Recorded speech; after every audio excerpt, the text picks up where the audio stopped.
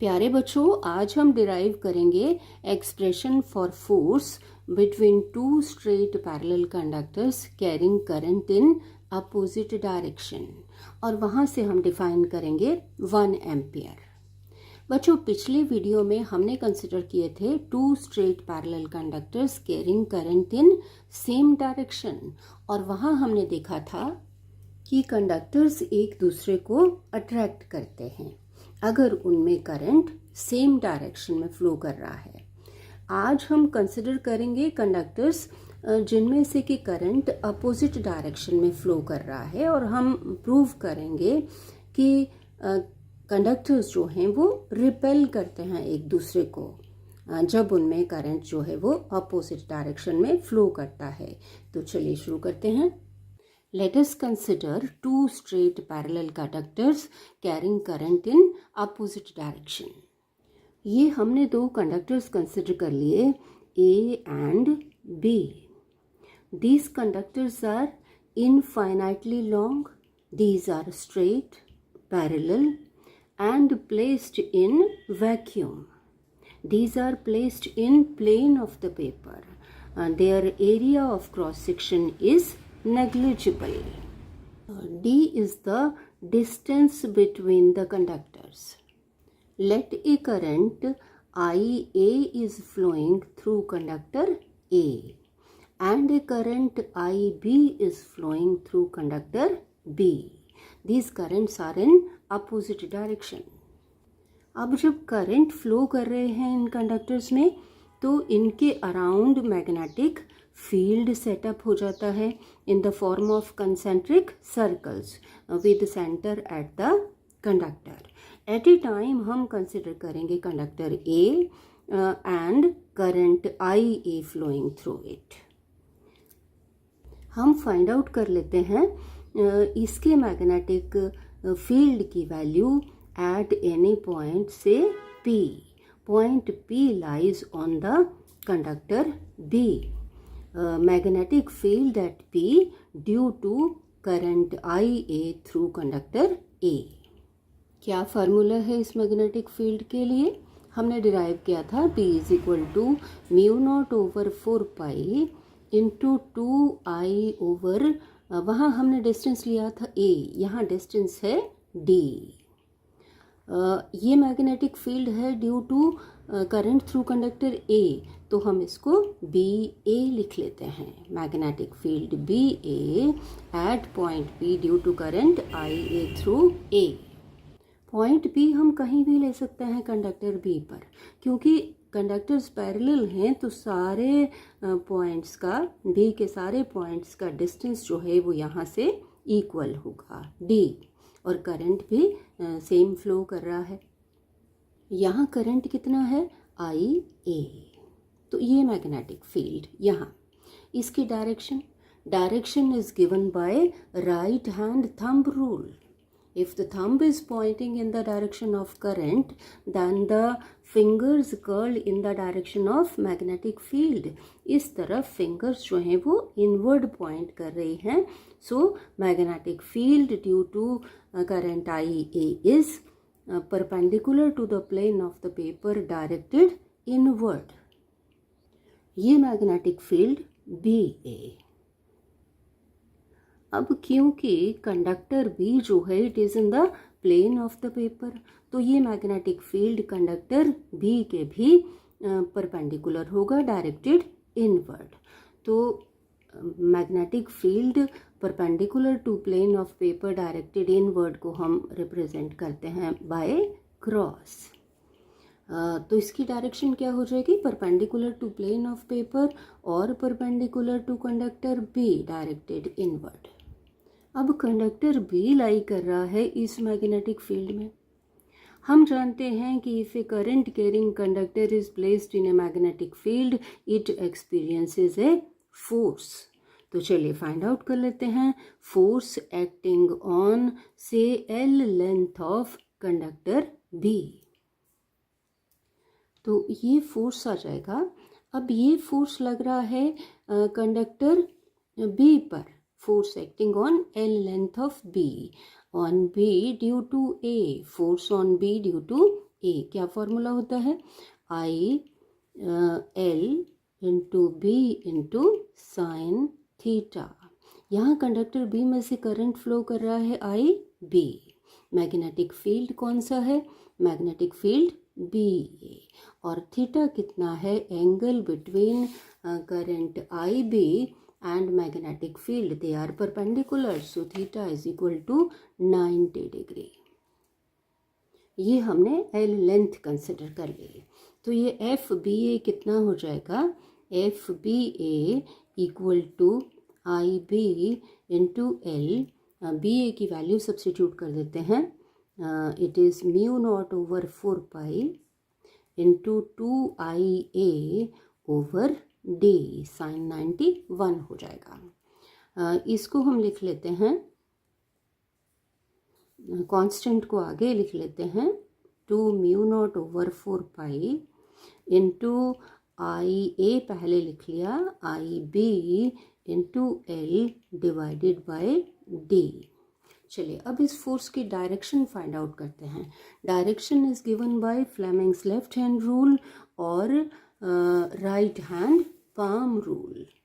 देखिए कि first finger is pointing in the direction of magnetic field, central finger is pointing in the direction of current IB, then the thumb points in the direction of force on conductor B। तो इस डायरेक्शन में force लगेगा away from conductor A. Now it will be perpendicular to B and it will be in the plane of the paper. Right hand palm rule से भी वही direction आएगी। देखिए कि fingers are pointing inward in the direction of magnetic field, thumb is pointing in the direction of current, then the palm इस तरफ है तो मैग्नेटिक फील्ड इस तरफ। चलिए इस फोर्स को शो करते हैं डायग्राम में। तो इस तरफ लगेगा F B A, force on L length of B due to conductor A. चलिए अब फाइंड आउट करते हैं magnetic field due to current I B through conductor B. हम फाइंड आउट कर लेते हैं ये मैग्नेटिक फील्ड किसी पॉइंट P dash पर। It can be any point on conductor A. So magnetic field at P dash due to current IB through B. इस magnetic field को हम लिख लेते हैं with subscript B. So B is equal to mu naught over 4 pi into 2I over distance of point P dash from this conductor. It is D. यहाँ current कितना flow कर रहा है? It is IB. Direction of this magnetic field is given by right hand thumb rule. If thumb is pointing in the direction of current then the fingers curled in the direction of magnetic field. अब क्योंकि fingers point कर रही हैं inward, so this magnetic field is perpendicular to the plane of the paper directed inward. अब क्योंकि conductor A lies in plane of paper, so this magnetic field will be perpendicular to A also, perpendicular to A directed inward. ये magnetic field हमने show कर दिया B point P dash पर, and because this is also perpendicular to plane of paper directed inward, तो इसको भी हम represent करेंगे क्रॉस से. Now conductor A lies in this magnetic field. So conductor A will experience a force. Let us find out force acting on L length of conductor A. ये हमने L ले ली. क्या फॉर्मूला होता है force के लिए? F is equal to IL into B into sin theta. अब ये फोर्स है on conductor A. FAB, force on A due to B. Current कितना है? It is IA, length L and B magnetic field is BB. Theta is equal to again 90 degree. So FAB कितना आ जाएगा? Equal to IA into L into BB की value लगा लेते हैं, mu not over 4 pi into 2IB over D. Constant को आगे लिख लेते हैं, तो F A B is equal to 2 into mu not over 4 pi into I A into I B into L divided by D. चलिए direction देते हैं। Right hand palm rule से fingers are pointing inward in the direction of field, magnetic field BB, और ये thumb is pointing in the direction of current IA. So palm is pointing in this direction. Palm gives the direction of force. Force will be away from conductor B. It will be perpendicular to A, away from conductor B and in the plane of the paper. Fleming's left hand rule से भी देख लें। First finger is pointing in the direction of field, magnetic field, inward. Central finger is pointing in the direction of current IA. Thumb is pointing in this direction. तो इस direction में होगा force, force लगेगा L length of A पर. So this force is FAB. ये show कर दिया हमने. It is perpendicular to A, directed away from B and in the plane of the paper. तो बच्चों हम देख रहे हैं कि F A B is equal to same value आई थी हमारे पास एफ बी ए की। तो ये दोनों फोर्सेस जो हैं वो इक्वल हैं और अपोजिट हैं। तो इस तरह से लग रहे हैं, conductors will repel one another.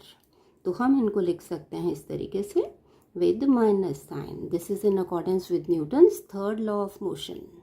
तो बच्चों हमने यहाँ देखा कि एंटी पैरेलल करंट्स रिपेल, और पिछली वीडियो में हमने देखा था कि पैरेलल करंट्स दे अट्रैक्ट। तो इन दोनों चीज़ों को देखिए कि anti parallel currents repel and parallel currents attract. Electrostatics में हम कहते हैं कि लाइक चार्जेस, पैरेलल करंट्स को हम कह सकते हैं, एंटी पैरेलल करंट्स को कह सकते हैं अनलाइक करंट्स। तो अगर आप ध्यान से देखें तो आप पाएंगे कि it is opposite to what we say in electrostatics for charges. Unlike charges attract and unlike currents repel. Like charges repel and like currents attract. चलिए अब डिफाइन करते हैं 1 एम्पेयर।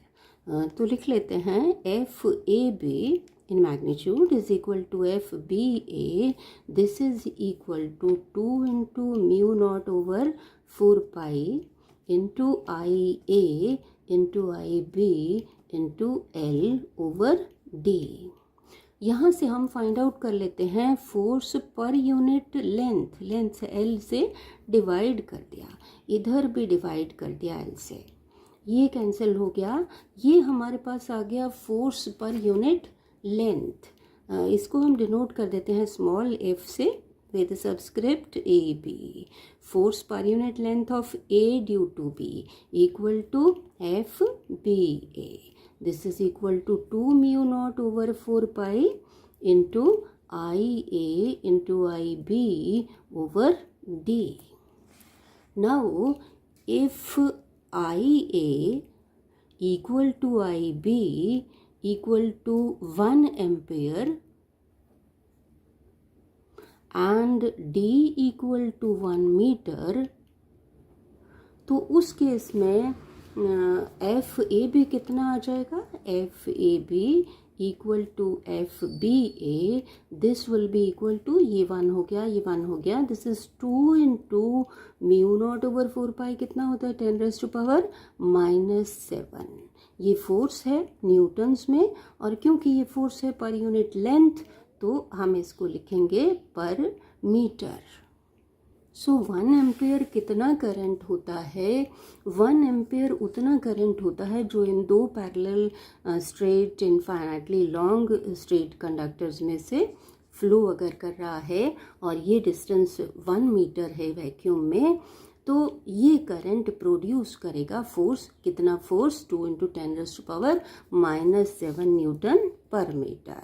तो उस करंट को कहते हैं 1 ampere. So we can define that 1 ampere is the value of that steady current which when maintained through each of the two infinitely long straight parallel conductors of negligible area of cross section and placed 1 meter apart in a vacuum would produce on each of these conductors a force equal to 2 into 10 raised to power minus 7 Newton पर metre.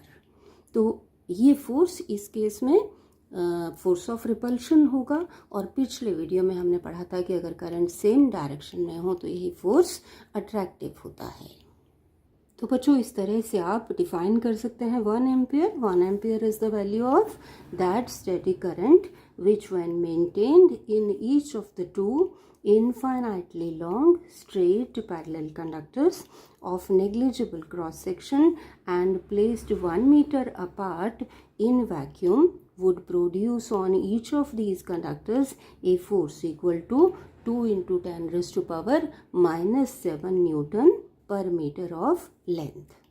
और इस force को major करने के लिए जो instrument use होता है उसको कहते हैं current balance. It is current balance. Current balance is use to measures the force between two parallel conductors. एक चीज़ और जो मैंने पिछले वीडियो में भी आपको बताई थी कि it is a theoretical definition. In practice, one must eliminate the effects of Earth's magnetic field and should substitute very long wires by multi-turn coils of appropriate geometries. So, Bucho, I am sure you have followed. Thank you.